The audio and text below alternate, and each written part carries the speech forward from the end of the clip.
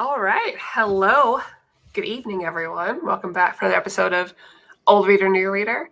It's a different time than usual of the week because I invited these two lovely, wonderful, amazing human beings and my best friends onto the show. And I want to find the best time to work for the three of us because Tina had a birthday, you guys. I did. She turned 25. Yes. You did. Happy Yes. birthday. It's okay. I'm not scared of telling my age. I'm 39, guys. I just turned 39. So Happy birthday! 39 you. going on 26. Yeah. always. I'm 5. And of course, we have the wonderful Ren joining me again. And I'm very excited because once I knew he was interested, I was like, congrats, I will invite you on all the time. Yay. But he's a Happy to be very back. tired boy, just like me. I'm also a tired boy. Oh, really? Tired people. And Tina's also tired because I did get her tipsy, and then we did a live show at 10 p.m. last night until like 11:30. So yeah, go check out our live from last night if you want to see me a little bit tipsy and probably saying things that I would normally just regret. Yeah. Right, I'm sure Ren's thinking, like, it does not take any alcohol to get Tina to say things she would regret. No. None. No. Welcome, James. Welcome, Kid Mystic.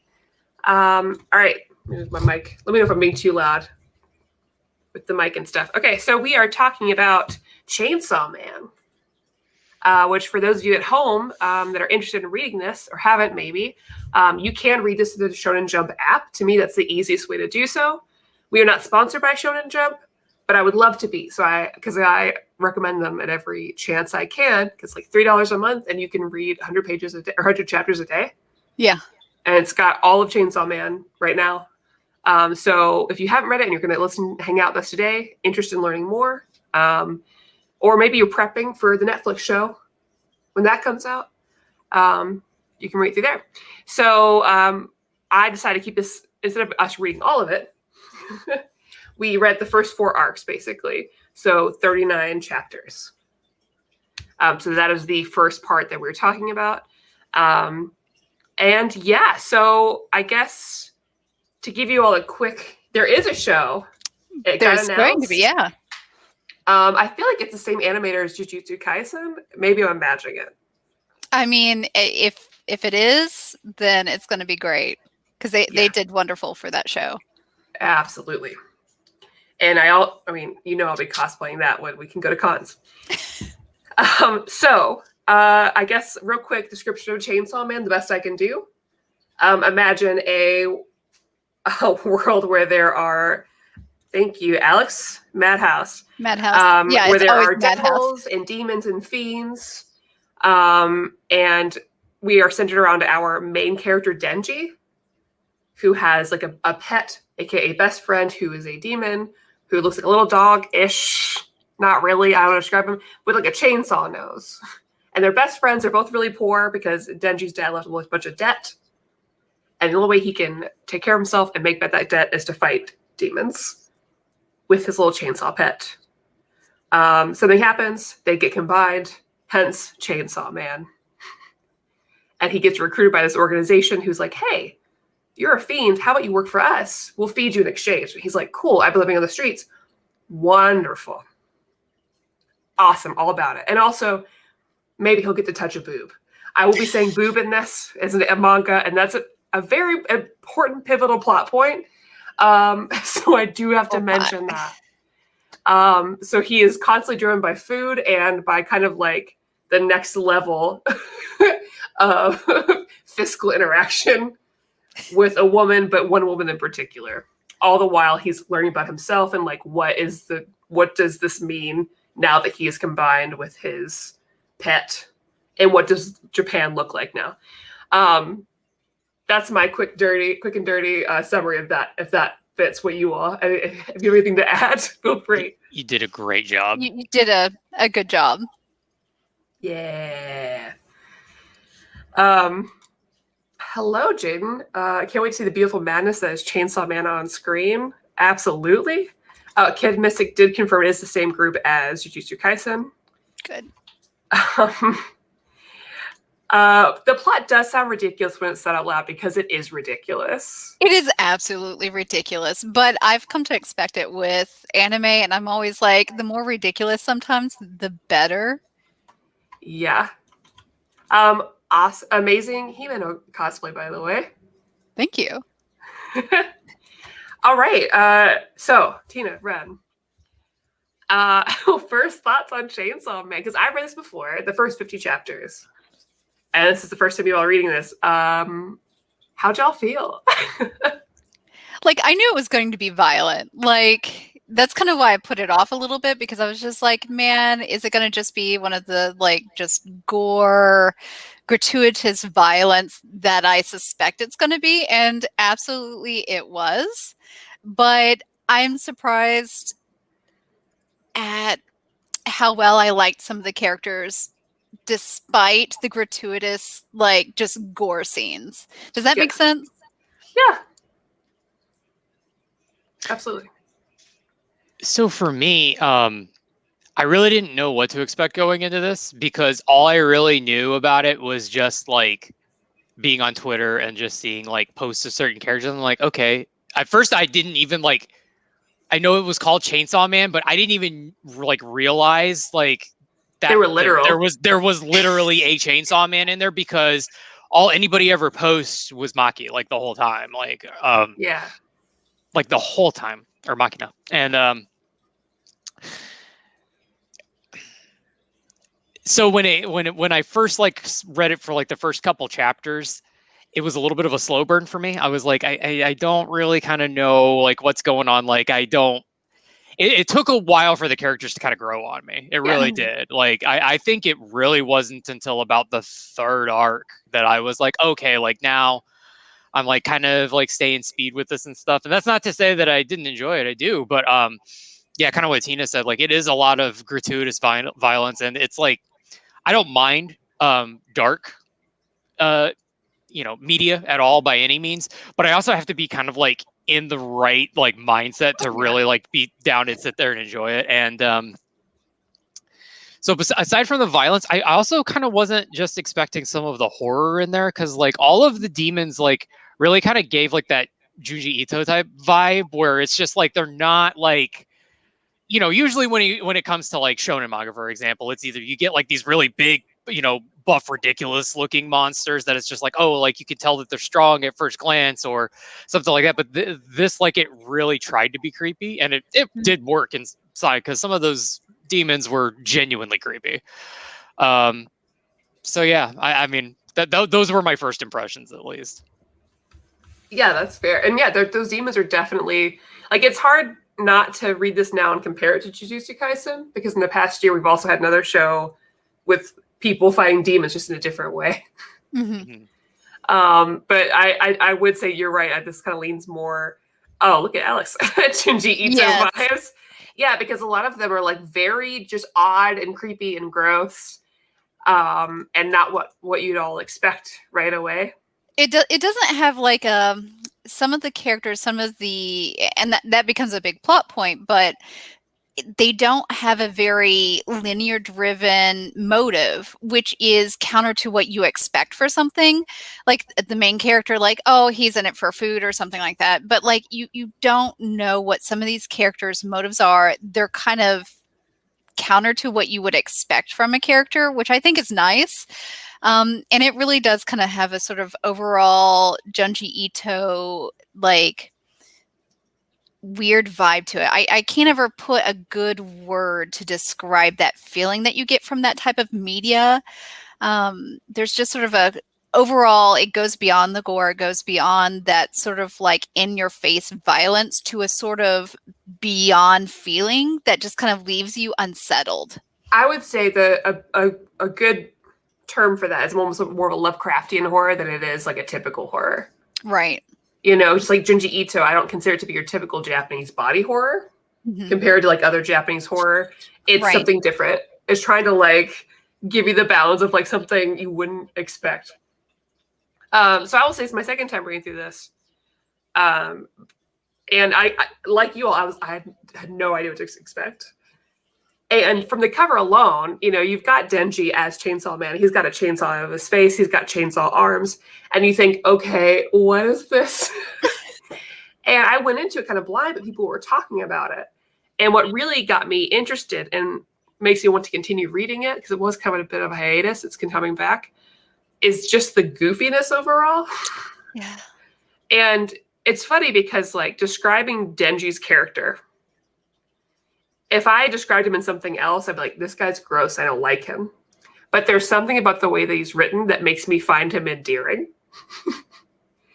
And I don't know what that says about me or my taste, because he's you got this character, it's almost like a himbo-ish type. Yeah. Because you compare him to other like creepy, pervy guys in anime, and it feels different to me, where it's just this guy who had nothing and thought nothing was ever going to happen for him.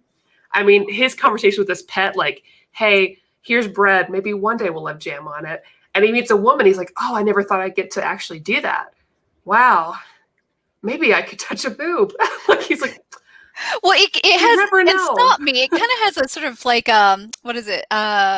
Golden Boy feel to his character. Like, he's very much like, I'm in this. I'm very kind of like, I'm a single-minded. This is my focus for this time period, which is kind of weird. I wasn't expecting that.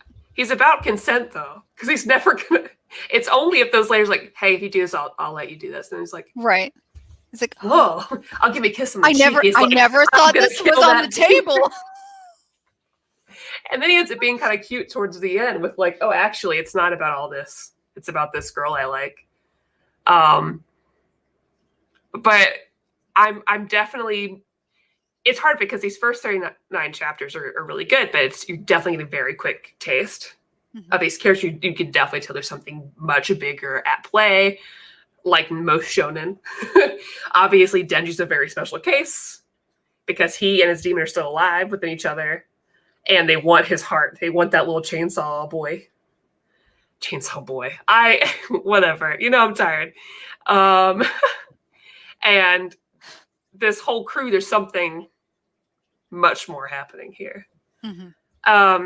So I don't know the best way for us to talk through here, but I guess a good talking point is just talking about some of the main characters in Division that you meet at the beginning. So I was curious if you guys had any favorites, like Aki or Power, or I always forget that head honcho's name, Makima. Any thoughts or favorites amongst them reading through this? Like, what are your questions so far? Who are you super interested in? You know? For me, it was definitely Aki, but it wasn't until like a little bit further into the arc, because initially he kind of comes off as like the typical asshole, which, I mean, like that's the point, you know. I mean, that's what it, you know, he was there to be that in the beginning, but then, like, you know, as you go on, you see kind of why he is the way that he is, and that he's very much not that way at all.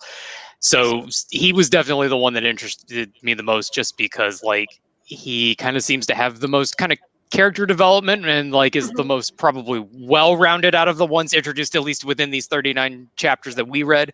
You know, obviously I can't speak for beyond that, but that was the one that I'm most interested to see how his art turns out. And if there's one thing that I think I've learned in this first 39 chapters, it's not going to be a happy ending at any point for probably anybody. No, especially not for Aki, because every time he uses his powers, right? Yeah. It takes a bit of his life. And that's a kid who's dedicated. Yeah. I'm actually really interested in Kobani. I mean, besides the obvious. So the main one that I'm most interested in is the Special Division 5 head, Makima. But outside of the smaller divisions, like you have the Division 4, like Kobani. That's my cat runs across the screen. But like, I think there's a lot more to her storyline. It's almost like they've got kind of a, not quite a split personality, but there's definitely like two faces that they've shown. One that's very, very scared, and then one that's almost insanely separated. Like when they go on the attack, like it's a serious thing. So I think there's a lot more to her story that is going to be exposed later on. Granted, I've only read to chapter 39, so there could be more that you're aware of that I'm not. No, I stopped pretty early on purpose because I was like, I wanted to keep reading today. And I was like, I can't do that because then we'll start the show and I'll start talking about stuff that happens later. I have to make myself stop because it won't go well for me. Yeah, and I agree. And I like a lot of people kept, talking about Power. I really like Power as a character. I think she's really hilarious. And I like characters that are like these like beautiful, scary women, but that are gross. Talking about this lady back here, Red Sonja, is a similar one. Because the minute they moved Power into the house with her weird bathroom issues, the way she didn't take care of herself or flush the toilet, it's a little thing, but I thought that was so funny. Well, I mean, that's kind of like what predators do. If you're the big predator, like you don't flush. Like, I mean, you leave it out. No. It's like cats and stuff. That's how you show that, like, I own this territory. So I think that's just a power move. Tina, I hate to break it to you, but cats out in the wild don't flush either. They're they don't use toilets. Well, they hide. They hide their scat. You're saying so, that, like, they're just like, no. I'm saying that's like Power's power move, which was like it's all very part of her character. This is my pile. Deal with it. This is my pile. Deal with it. I am that. Like how she like exposes like she's after power. She wants to be the most powerful. That's what she's doing. She is asserting dominance. And that is definitely the way an animal asserts. And those devils are kind of in between, animal and human. They're going to do some animalistic stuff that we find like just crazy and cuckoo. And she does love cats. That makes sense. And she does love cats. And I think, something that like I like about this, and I keep thinking about Jujutsu Kaisen. That's where my mind's been this past year about like what's been my big like anime I've watched. Is that I do appreciate that like a lot of these characters sort of subvert their tropes a little bit. Mm-hmm. Not the way you expect. Like, I mean, Denji is a typical dumb shonen protagonist. I mean, he's obviously going to get some depth as he goes on, but he's very 2D right now. He's not a very dynamic character. You understand him pretty quickly. But I think that is helpful to have a character that's really dumb like that to explore everything else. But like, I love that these girls that they're so beautiful are gross. Like when he gets his first kiss. Oh yeah. Throws up in his mouth, which is gross. But I think it suits his journey so much because these things that he thinks he wants, he gets them. But these girls are crazy and gross. And it just nothing goes as planned for him. And I just really appreciate that. And even the girl, thank you. Yes, Kim, this was gross. Yeah, it was like I was just like, oh, I know that somebody's like fetish there, but like, that was gross. Yeah, I didn't see that scene coming at all. And so when that happened, I was just kind of like, oh, okay, like we're going there now. We're going. That's a horror on a whole other level. But I'm still super interested in Makima. I love her abilities. I love how interesting she is. I love the way that she controls Denji so easily. Super into that.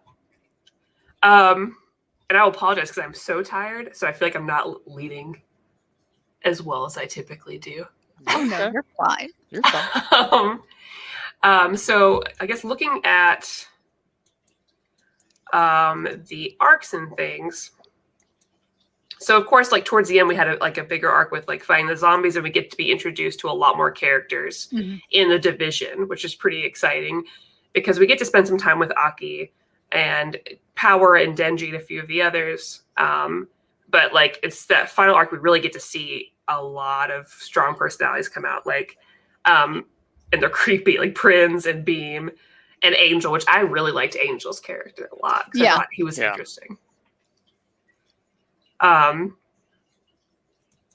I'm sorry, guys. I'm my brain's dead. No, you're fine. Yeah, I'm interested to see like how Angel fleshes out a little bit more. So how did y'all like the art? How do you feel about that? I know that the gore can be a turnoff, but go ahead. Oh, I was just going to say that. So, like, it's not completely a turn off. Like, I really love the art style. I think as far as anime go, it's nice to see the way that they're drawn. Considering so much that I read and consume nowadays has that sort of modern shoujo eye going on, and this is very counter in art style. It's very almost going back to sort of a simplistic style, but it's very in-depth and fleshed out for everything else. Does that make sense? Yeah. One of the things that I thought, just kind of going off of the idea of like, not going on normal shonen tropes, was that you don't have like your typical like big-breasted females that are just like all over the place, and then they even kind of play off of that with Power when he goes to touch the boob for the first time. She's like, no, I've got padding, and just like throws it out. So like I appreciated that scene because it was almost kind of like, okay, like kind of taking a little bit of a crack at some of those other shonens where they have that. Mm-hmm. Absolutely. Yeah, it feels more toned down. It feels more almost realistic in that aspect. Like there's definitely there's talk of fan service going on, but there's not as much fan service as you expect it to be for something that's like so geared in this sort of genre. Yeah, well, it's just different. Mm-hmm. And I don't even know how to like really articulate that, because the three of us have consumed a lot of like early 90s anime and manga. And so we have a different palette or like things that we can handle and take, because we grew up on a lot of different things, where if I try to describe it to people now, maybe not everybody's on board. Right. And I can't even really excuse it. It just is what it is. It is what it is. And, we, two of us watched all of Seven Deadly Sins, and I can't excuse that main character's behavior either. I mean, that has some stuff going on there. Yeah, but that's I mean, definitely it's tropes that no longer surprise me. I must admit. So I'm just like, they kind of, like, I forget how, like, bad some of the stuff is, I guess, in today's, like, atmosphere, because I'm just like, oh, yeah, this again. Okay. Yeah. Oh, Ren, you were saying something, sorry. I was, and I'm not even going to lie to you. I totally lost my thought. So we're killing it today. Yeah, we're doing awesome. I'm very proud of us. Like, comment, subscribe. It's great because the fan service is incentive when Denji completes a task. Right. Yeah. It's like a reward. And then it usually is completely opposite of whatever he's expecting for whatever reason, kind of like we went into earlier. Like, it's or something happens and he has someone throw up in his mouth. Like, there's always like a twist to it. It's never just as simple as you think it's going to be. Yeah. I wonder what kind of Pavlov thing this is setting up, because it's setting up for something later on down the road. Oh, like I hope Makima just crushes him. I hope there's something very unfortunate there for him. I definitely think there is something very, very misfortunate. Yeah. She wrote that blank check for him, basically. That was like, hey, you kill this gun demon or whatever, I'll do whatever you want. And he's like, oh my God, are you sure? And she's like, yeah. Yeah, absolutely. Like, oh, it's gonna be warped. It's gonna come back around. But I do love that. Like, he's treated very much like a dog. That's what his character is. It's like, you do the thing, you play fetch for me, you get a treat. It's not exactly the treat that you want but it's the treat that you get. Yeah.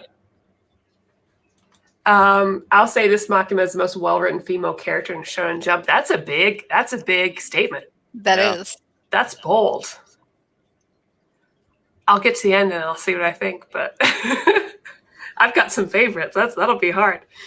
For me, I want to see more Shark Boy in the anime. I love that Shark Boy. Shark Boy is so good.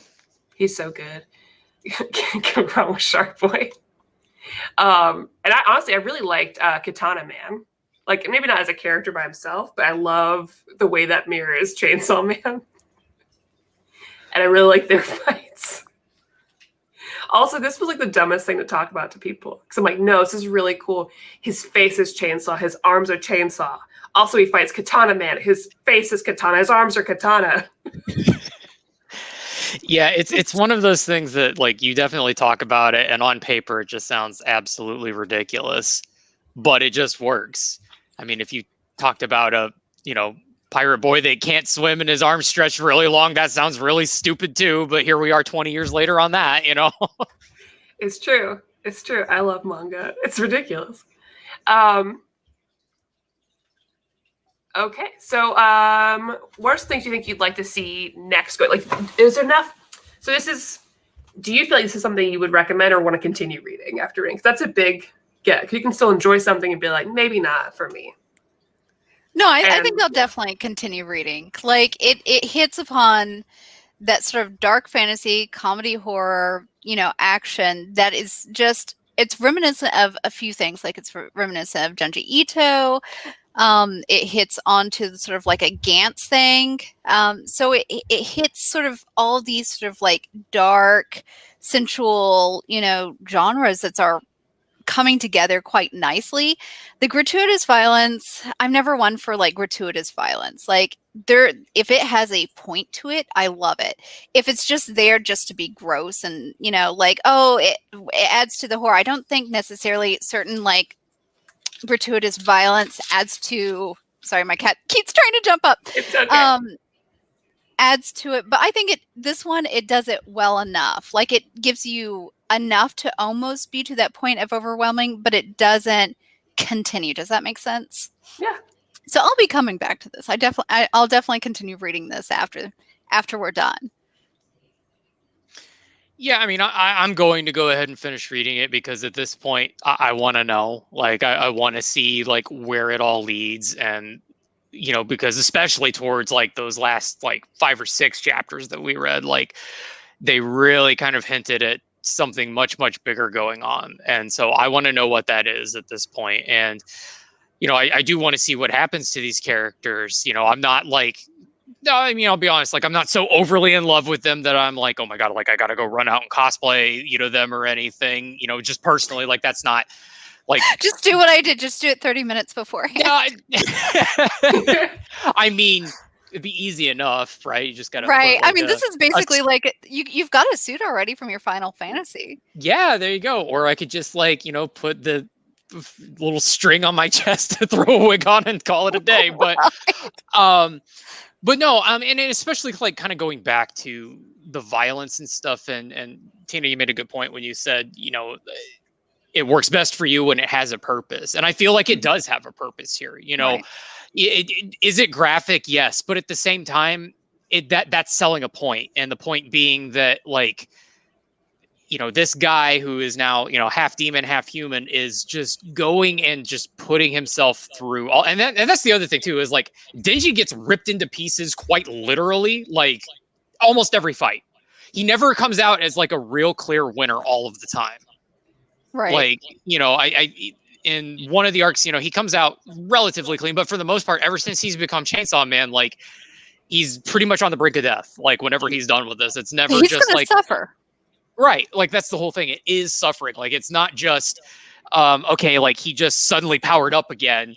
And now we're on to, the next big thing where he's just going to overwhelm the enemy. Like that doesn't really happen. Like it's usually he either just finds a different motivation or understands something about himself, as opposed to like just having like this big evolution of his power. It's just him finding more motivation. But really every fight is just kind of showing like the darkness of it all. Really, I feel like it's just kind of like exposing all of that. I don't think that it's just violence for the sake of violence. So that's why it doesn't bother me either, is what I'm trying to get at. I like violence and stuff. So. Okay. And I like this. He's going to murderize things.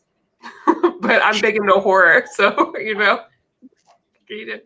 I do think that this is something that like I think I'm glad it's becoming an anime, because I feel like that's really going to bring a lot of extra heart and dynamics to this. It's really going to get a lot of people, because if you look at like Chainsaw Man covers, they're so bright and colorful. And I think if they continue that palette into an anime, they're going to kill it. Aw, thank you, Scotty G. You're so nice. Oh, some people, you make the world special by living in it. Love your variety of guests. Keep crushing over your new reader. One of these days, Elliot needs to make an appearance. Scotty, I've had such a long day, and that's like the sweetest thing. Thank you.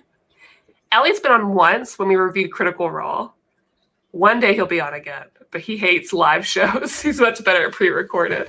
But he is going to be doing his own series on Near Mint Collective. So, what's his series on? It's going to be. We're still working with shopping the title, but basically, it's going to be the current title we're working on is "Why Do You Like This?" Okay. And basically, like we want to do a format that's similar to like Between the Sheets, like a Critical Role show, where he'll interview a person, and we're going to start first with people inside the channel and then branch out. But basically, like an interview about someone's like big extreme thing that they're into, and coming across like be like, hey, so I don't know anything about that thing, but what got you to here? So it's a list of like insightful questions to have like a conversation about like the first one would be Dan, who's really into Transformers, talking about like, okay, what made you get into this? Like, why do you continue to be in this? And then kind of ending on like quirky little silly questions. But I think it'll be cool. That's awesome. Yeah. And he's good at keeping conversations going. Yeah. So he's a good listener. Yeah. He's a good listener, and then he says something very witty when you least expect it, which is perfect. And you'll both eventually be on it, so... Oh, okay. Heads up. When we eventually ask you to interview you. Think about what your big geeky thing is that maybe other people aren't as into. That's hard, right? No, how much time you got? There's plenty. I've already said Labyrinth, so... Yeah, I have so many things that it's hard. Like, what's the thing, though? It's like Sui Conan, I guess? Yeah, that would be your thing. That would be one. That would be the one that I would Monkey pin on Island. you. Oh, Monkey Island would be a good one, too. I would like that. Or just like me talking about the Wrath of the Ninja movie. Being like, none of you understand how much I love Wrath of the Ninja. Slayers. Oh, Slayers. See? I've got that wig ready. I came up with 4 things already. That's true. See? All right. I mean, it's easy to do. Ready. So any other like favorite scenes that we didn't, because we kind of did a general look over instead of like a play-by-play. Right. Are there any like special scenes that like stood out you that you really enjoyed or hated before we get to just like, I feel like this is gonna be a shorter show where we get to the rating and we just hang out, answer questions, and talk about whatever. Sure. But I love that Power had to go save her cat. of course you did. Yeah. I mean, it's very near to my heart. I can't imagine why with the 2 cats that I see wandering in the background at this moment. Oh yeah, the twins. For me, it was like the flashbacks, especially showing like Himeno's like old team, like all the buddies dying is what they referred to. Like that, I thought. I think that was really kind of when it kind of sunk into me is like, okay, it's not gonna be a case, like there really won't be a happy ending. You know what I mean? Like, because there comes a point where you definitely have like some of these where it's okay, everybody's gonna end up living in some way or another and be okay with maybe like 1 or 2 character deaths, and then you have the other ones where it's like probably everybody's gonna die. And I think it was something in those flashbacks for me that made me go, oh, I feel like everybody's gonna die, like legit, like everybody. And we'll see what happens with that. But that was something that stood out. And then Power and Deji's training with what was it, the first squad leader, if I remember right? Yeah. It was Himeno's master. Was it Kishibe or is it a different person? I have the wiki open. I'm like, what old guy? The one who has like the scar across his lip. Yes, Kishibe. Yeah, Kishibe. I really liked just that whole bit as well. Oh, and I'm really interested in him too. Yeah, definitely. Because, just from where we're at right now, it looks like Makima sent people to him before to be trained, and they've all just died. And so he's just distraught and drinking. Because he says that line about like, every time one of these dogs you send me dies, I just drink more. And I thought it'd be easier with these like fiend demon people instead of just like our regular recruits. But like obviously I mean, he already got it like attached, yeah. Which really, I mean, how could he not? Like those 2 are adorable. It's like 2 dogs are like a little wily, and you're like, oh, Yeah. Man, but I think like, yeah, you saying like it's not gonna be a bad ending feels that way with Kishibe, and I feel like Makima is just like making that happen. Yeah, definitely. I'm very curious. Kishibe looks like Mad Mickelson. Yeah, I can see that.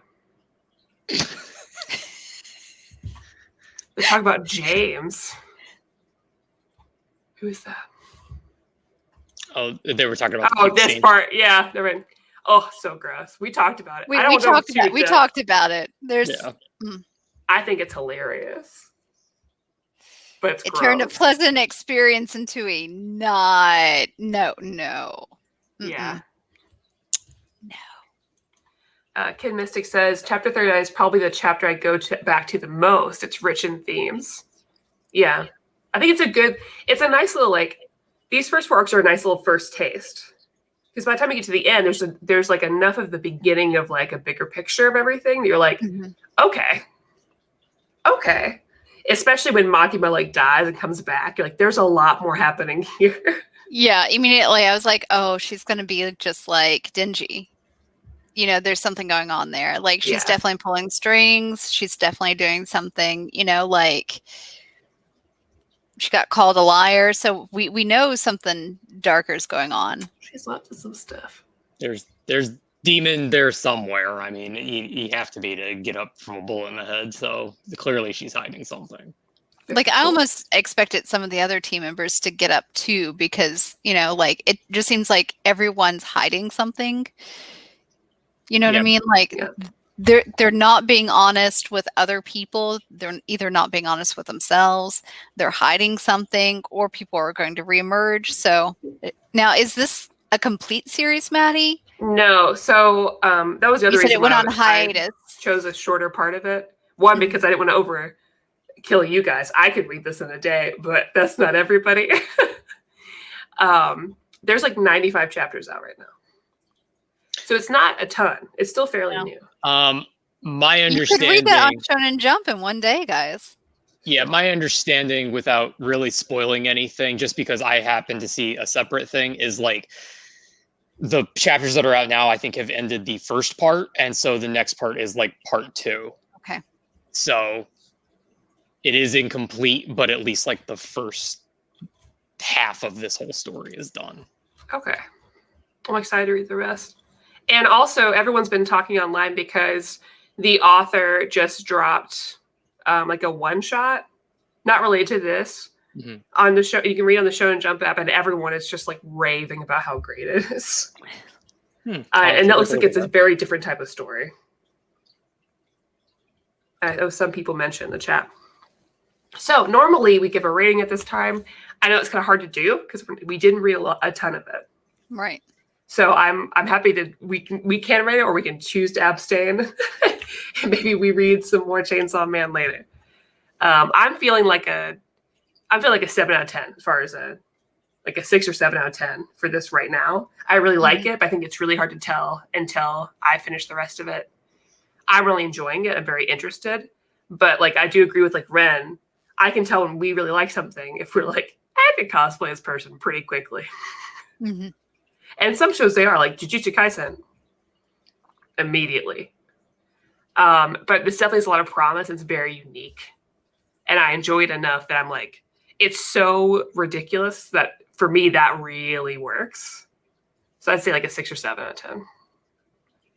I think you kind of basically said exactly what I wanted to, which is 7 out of 10 is what I would give it to. And it's just, I'm interested enough to keep reading for sure, but I also just don't feel like I know enough yet to really kind of be like, give it a firm assessment at this point. You know, if I always hate kind of like doing this where we're reading it halfway, like it's always hard because like I want to have the full picture, so that way I feel like I can give like a more honest opinion and a better take on it.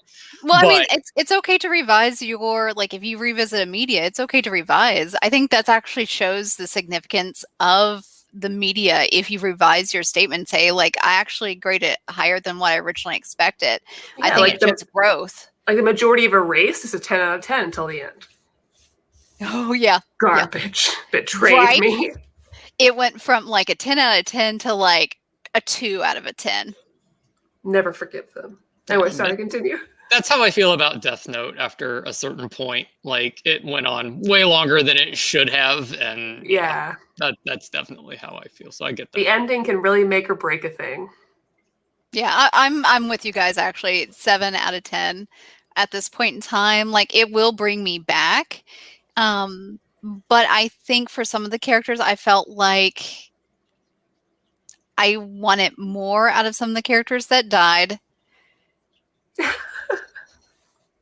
Because I felt like they had more to give. I felt like they had given us a little bit of a taste for them, and that I felt like they were offering more, but they kind of drew it back too early. Does that make sense? Yeah.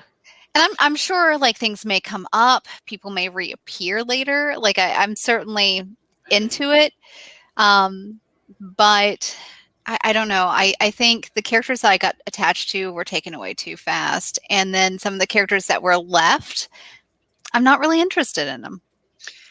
Yeah, that's actually, I'm kind of glad you said that, because that's definitely something that I kind of struggled with for these first 39 chapters. Is it was like, there were characters that whenever they appeared, I was just like, man, I really want to be invested in you, but I can't get there. Like, I don't have that draw there. And that was the same thing that happened with Aki. Like, I wasn't really invested until like he had that kind of appropriate development that occurred. And so I think that's part of the reason that I want to keep reading too, is like, I really want to see like those characters that like I really think have the potential to kind of draw me in, actually, close that gap and do it. Mm-hmm. Yeah, I think Aki, like, I want to like that character. He fulfills that sort of like straight man foil for Denji. And I've seen that so much. It's kind of like that. He has sort of the look of Sasuke, or, like I see that trope so much that I'm like, what else are you going to give me that's going to tie me to this character? I'm a little tired of the straight man character slotted with, like somebody who's not really the smartest or who's like the joke character. So I want something a little bit more out of Aki that I haven't quite gotten just yet. Mm-hmm. Absolutely agree. Yeah, that's totally fair. And for me, I always get too and this is my brain. It has no fault of the book. But if you give me too many characters right at the beginning, it's like face blindness immediately, and I have no idea who's who. Yeah. And I can't get attached because I'm like, I don't know who. I read this twice. I read it again today. And I'm like, I don't know. I don't know who's who. No idea. Yeah, I'm kind of the same way. Like, I have to be like, I mentioned that it was a slow burn, but I need the slow burn with like character introductions too. If you keep like throwing them at me, I'm gonna get them lost. Like, I need enough time to like be able to attach the face to the name and stuff, and be able to keep going. That was actually something that I struggled with My Hero Academia. Even like, in the beginning couple arcs there, when you're just getting like ambushed with all of these different students and pro heroes and everything else. Like, it took me a while before I really kind of was like, oh, okay, like this is this person, this is that. It helped that almost all of them had a radically different look. So that definitely, played into that. But especially when you have those where, you're showing like all of the people in the part of squads, and almost all of them are wearing like suits, and really it's just like a hairstyle change, or this character has an eye patch. Like, I struggle a lot more with that. Like, it's very easy for me to just mix up the names and stuff. Yeah, I think for those reasons, it's always really helpful when the anime is out around the same time. Definitely, yeah. Because then I'm like, okay, I can do this now. It's crazy how much just having like color to things like really helps with that. And maybe that's just ADHD brain, but I mean, I'm sure it is.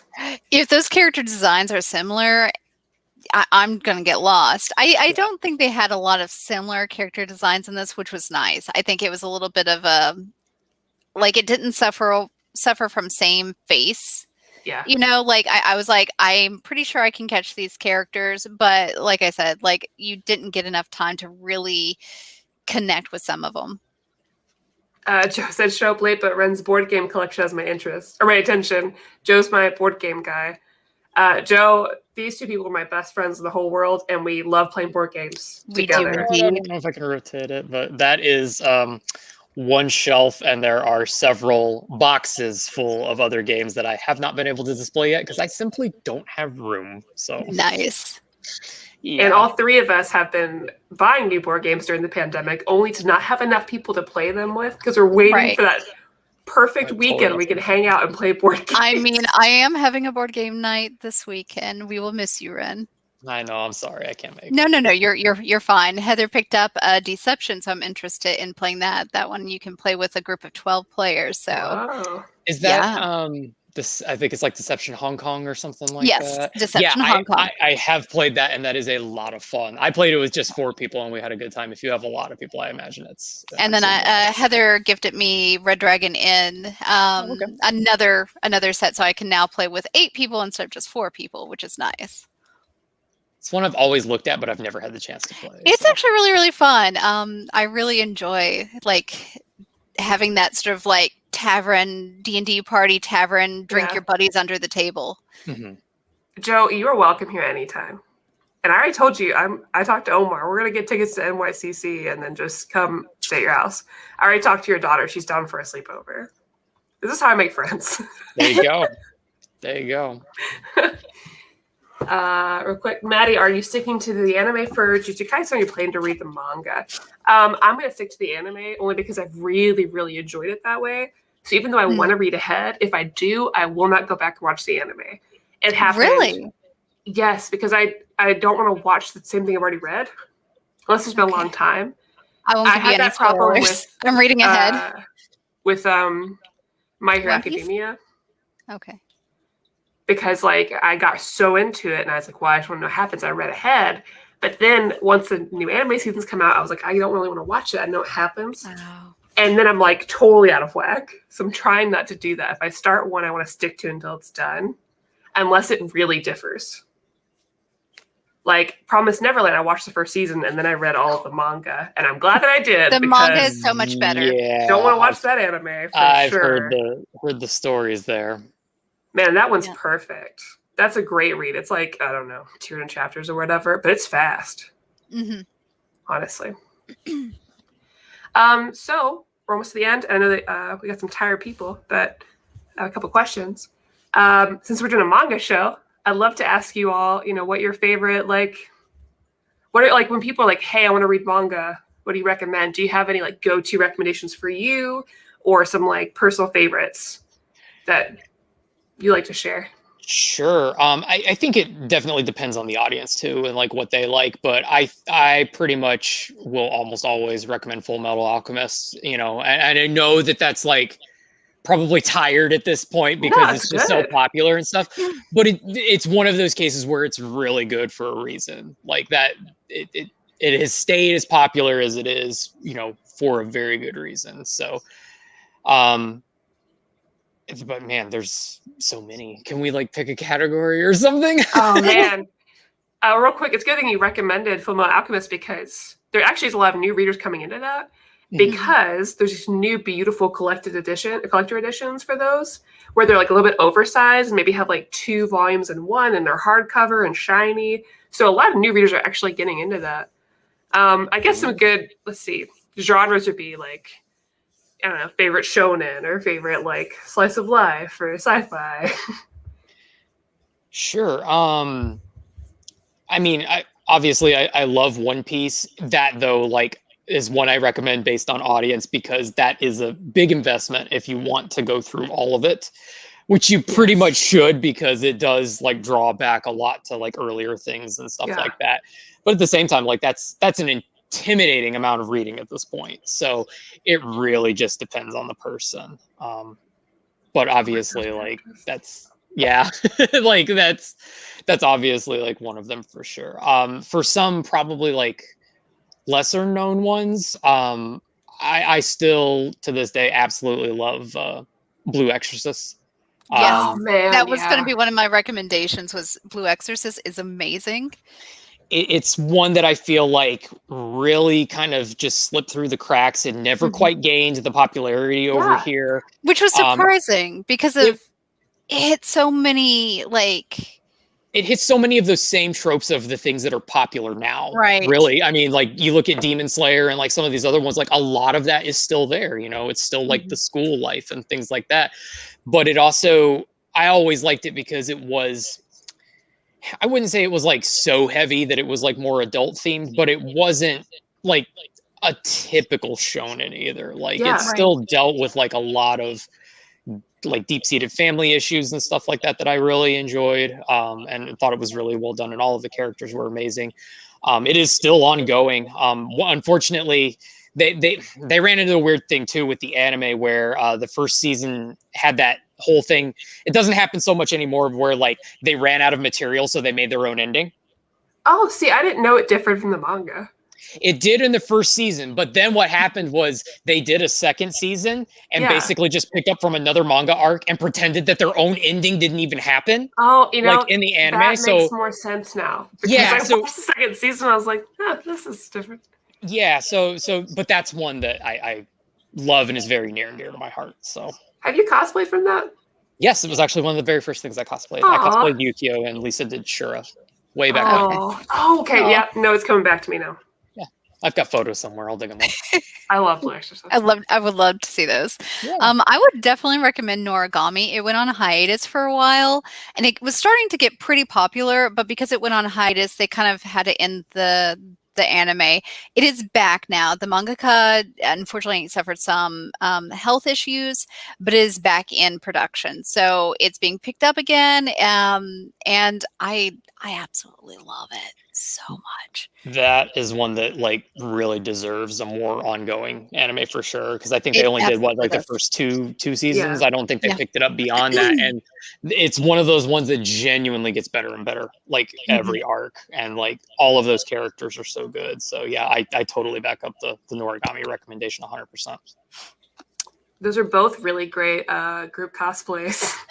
They are. I've been wanting to play or cosplay Noragami for a while. I'm surprised you haven't. Yeah. Well, as long as I can talk Heather into doing like Yato, like I'll be set. But until then, Seraph of the End is another one that I really enjoy. Vampires. I'm always big into any type of media with vampires. Like if you say vampire, I'm in it. So that's really, really good. And to answer a question, chat, where I am on Juju, I think I'm at chapter 150. It's either 150 or 151. I was trying to see real fast, but I couldn't bring it up. So I'm pretty much current. I may be a few chapters behind. I always get current with a thing, and then I forget it exists for like 2 years. And then I forget where I was, and then catch up again.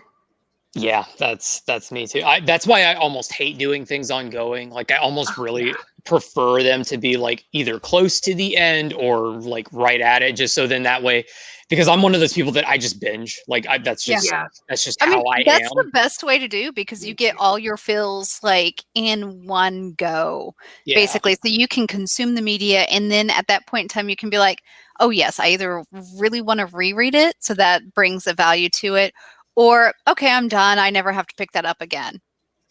Yeah, and like, at least for me, like, I have a hard time sometimes with something. Like, there's so much media that I enjoy, but I brain dump a lot after a certain point. Yeah. And, like, so I'll have a conversation about it a year or two later, and someone will be talking about arc, and it's just like, I can barely remember it at that point. Like, and so, and especially if it's, like, ongoing and it's been, you know, some of these, they take, like, a month break in between chapters. So, you know, I might remember like the last like 1 or 2 chapters, but anything before that, like, you know, I might know some big events, but like some of the more minute things, like they just get lost in the shuffle. So it's easier for me when I can just kind of take it all in one go. I'm more likely to retain it all that way. We're the same person. Now, you know, you talking about this and then later getting like diagnosed with ADHD like me, it makes a lot of sense. Yeah, no, it does. Because I binge everything and I forget it, which is a blessing and a curse, because I get to go back and re-enjoy it in a way that other people can't. But also it means that like in 2 weeks from now, I couldn't tell you a damn thing about this. Right, yeah. And that's like always been like a big thing with like cosplaying too, is like I'll cosplay from a series that I do really love, and somebody will come up to you and ask you something and you have no idea. You get that deer in headlights. I've had that happen too. Like you know it, you love it, you consumed it, and they'll be like blah blah blah blah, and you're like, and then you're like, oh God, I look like I've never consumed this media ever. Exactly. It puts you on the spot. I hate that. Yeah, and especially like if it's something, that I've loved ever since like I was a lot younger and stuff, and like I go to like cosplay that now, and then people try to like talk to me about it, and like I'll remember like those big beats and like some things here and there, but they'll ask me about like some very minor character thing, and I'll just be like, man, I don't remember that at all. I'm so sorry. Like, there are very few things I remember minute details for, and most of that is like, honestly, it's JRPGs. Yeah, that's the one thing, and it's a select JRPGs, right? Yeah. So like certain Final Fantasy games, Suikoden, and like Chrono Trigger or something, and those are the ones that like I've played enough and are like comfort games. I can like, oh, this knowledge is still here. Let me just. It's so weird how that happens, because I was actually just thinking about this the other day. Like, the Star Ocean series is like genuinely one of my favorite series, at least like the first couple games in the series. But I was looking at, I think I was just looking at a PlayStation sale or something, and they had Star Ocean: The Last Hope. Guys, I played that game from start to finish, and it was like a 70, 80-hour thing. If you asked me right now to tell you what happened, I couldn't tell you anything about it. Like, I have legit brain dumped that entire game. We've all played that game, and Maddie and I will never finish it. Oh yeah, Tina and I were in it. We were like hard into that game. I was like, let's cosplay. We were in it, and then halfway through, we're like, no. Yeah, I was like, did you stop midway through when like? Yeah, I can't even remember what happened when I stopped, and I was just like, I've got the save file. Every Tales game. I could pick it back up, but I will have absolutely no idea what the hell is going on. And I think it's just kind of a thing where it's like, if it's a good game, you can still have a good game, but it just doesn't necessarily like click with you at that moment. Yeah, exactly. And if it doesn't click that certain way, you let it go. Like you just don't really remember a whole hell of a lot about it. And I feel like that's the same of a lot of media too, whether it's TV shows, anime, manga. Like, there's going to be those things where you're like, yeah, I enjoyed it, but it didn't like give you like that certain feeling where you just feel like it has that grip on you, like from the inside, where you're like, yes, I absolutely love this thing. And so it's just a lot easier to just kind of let it fly out the other ear, I guess, Yeah, and I think for the three of us, I'm sure a lot of people in the chat as well, like, when that hits, because you're like, the hyperfixation sets in, and like, I want to buy things from this. I want to cosplay from this. I'm going to learn all the things about this. What are my friends saying about this? And then immediately we message each other like, okay, who's going to be this person in this group? Because we're all cosplayers. So that's the first thought. It's like, okay, I need to be this person now. Yeah. Right. I like this person so much. I need to be them. So let's all do this. Like when Aloy got announced for Genshin today, I was like, it's all back to me. It's like, like that song, it's all coming back to me now. That's what happened. And speaking of which, I have never played Horizon Zero Dawn, and so now I'm going to. Oh, really? Because I have a copy, but I have a copy, but I have never actually gotten to it. It's just one of those that has just been in my backlog for so long now. And so now I'm like, you know what? Like, this seems like the good time to do that. So, yes. So, yeah. Maddie, what about your recommendations? We talked about ours. I mean, there's always a typical one. So I feel like you're going to hear, like, on any YouTuber review person, those aren't words. So, like, it's, I'm sure if Alex is still watching it, Monster by Naoki Urasawa is always, like, the top from anybody. Because I love all of Naoki Urasawa's stuff. I love Junji Ito's stuff. But as far as, like, my favorite things I like to go back to, it's all, like, stuff I grew up with. Like, late 90s, early 2000s, like, shoujo manga.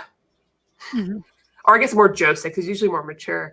But, like, Mars is one of my all-time favorites. I will go back and read it again.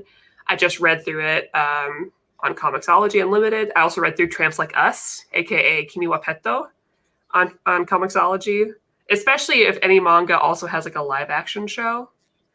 I don't care if it's in Taiwan, if it's Japanese, but like I love when it also has that, so I can just have it in Consume multiple it formats. multiple like Boys Over Flowers and Like stuff. Boys Over Flowers. I've never Yeah. read the manga, but Really? I went to see the Boys Over Flowers movie in Japan in high school when I was an exchange student. And I watched the whole show because I was in love with Matsumoto Jin from Arashi. Yeah. Not now. He's too effeminate, and you know what I'm into now. Oh, I like effeminate. I like them boys with those muscular arms. Just kidding. I like a lot of people. It doesn't really. You're like, I don't like have a type. Let's be real. It's just. I think you have a type. Red. There's a type. I love you. Love you too. But yeah, I think like my favorite mangas are usually shoujo when it comes down to it. I'm gonna plug an anime because I want to talk about it, and that's Gundam Iron-Blooded Orphans. If you have not seen it, please watch it. It's so good, so many levels. If you don't know anything about Gundam, that's a-okay. You don't have to. It's in its own separate thing, and that's one thing that like I did over the pandemic was I challenged myself, and I was like, I am going to finally like understand what Gundam is and just get into it and everything. So I went back and like watched the original series like all the way through and stuff. And I think that there's kind of this misconception at this point, just because it's been so popular to see it in all this stuff, that Gundam's typically about giant robots, and it's really not. It's about political intrigue. Yeah, exactly. At its finest. It's about like armies with political intrigue and the inner workings of government, which is really, really nice. I do love Gundam Wing for that fact. Like I love Gundam X. Come out as a Gundam Wing fan. I'm a Gundam Wing fan. Like that's how it drew me in, but I also like Gundam X. So there's that. And there's similar, like, I like, I wouldn't classify them as space operas, but I do like, kind of like that Star Trek, like Crest of the Stars, like political intrigue in the stars, where it's out of this world, it's more cosmic, like it seems like larger, and the risk for political intrigue is greater. Does that make sense? So Gundam is right. It feels that niche. There's a few other titles, and I can't think of. Jesus, it's an older one. It's from the 70s. They've redone it before, fairly recently. Harlock. Not Harlock. It's two friends grow up, and they basically fight two armies in the stars. No, I'll think of it after this. You will. Yes, Galactic Heroes. Thank you. Yes, somebody has my back. Legend of Galactic Heroes. Yes. I mean, it's if you liked that, Ren, you would like Legend of the Galactic Heroes. Yeah. No, I'll definitely be sure to check that out. But yeah, I think there's always that misconception that it's always about giant robots, but giant robots supplement the story. They're not the story itself usually. So. And Iron-Blooded Orphans is so good. It's so good. Please watch. But I will say my favorite giant robot anime is Forever and Always Gurren Lagann, because that's for a moment I thought you were going to say like Big O or something. No, Gurren Lagann is my favorite forever. First cosplay, like that music it means so much to me. Yeah. Forever. Okay, so about time, and we have some sleepy babies here. Talking about myself and Red. Tina I will be up until 1 a.m. No. Best time for Tina is 2 a.m. in the morning. Tina's going to yeet that wig and just start reading again. I mean, this wig probably will stay on for a while. You got some TikToks now. Yeah. You're going to have so much fun when you get up from this and realize that you have lost all of your depth perception from wearing that eye patch for an hour. Oh, no. I immediately know, like, my Falco, like, I feel like I'm just like a Cyclops, because like my vision is so messed up after I take off like my Falco head. It's crazy. Or my Freya head, where it's just this one little spot of vision. Yeah, I had that problem with Zorro from having to clench an eye shut the whole time. Like, Beatrix and Ghetto. Oh yeah. Especially when I forgot my eye patch, I had to use bikini bottoms for my eye patch. Hey, it looked great. Hey, you looked good as Julian from the Arcana with the eye patch. Oh yeah, I cosplayed him too. I also used bikini bottoms for that.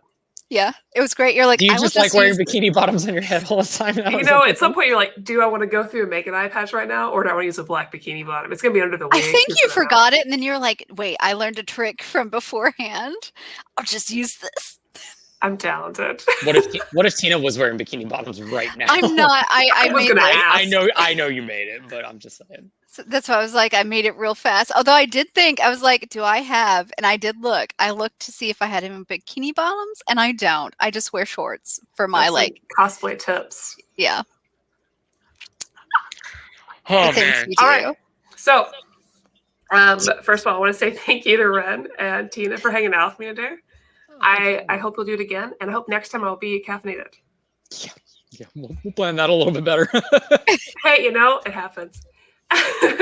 But thank you all for hanging out, and thank you for the chat for coming out and hanging out. I really appreciate everybody's like just patient and chilling with us, talking about manga. It's cool. I want to do more manga. Like I'd like to do ideally like a manga a month because I just kind of diversify it. I'll be back on Tuesday with our Patreon vote, which is the Justice League International Omnibus, the first one. So we're talking about that.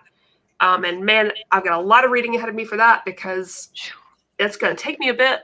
I've been looking at it. I think it's going to take a while. But yeah, and I hope you guys like this video. Comment down below if you're catching us later. Tell us about what you thought about Chainsaw Man. Give us some recommendations for manga check out in the future, or if you liked our recommendations. If you want to check out these two lovely people, I have all of Ren's links in the description. He's the best, and he's very handsome. Oh, Absolutely. And you can catch Tina on this channel with me, also on TikTok as White Cat Cosplay. So, and you can check us out our new channel, Near Mint Collective, which is where all the non-comic book stuff goes. That's the easiest way for me to describe it. So I mean, it's anime, a collective. It's like the games. Borg. We've added our biological distinctiveness to each other in one channel. Yep. So yeah, thank you all so much. Have a good night, and we will see everyone.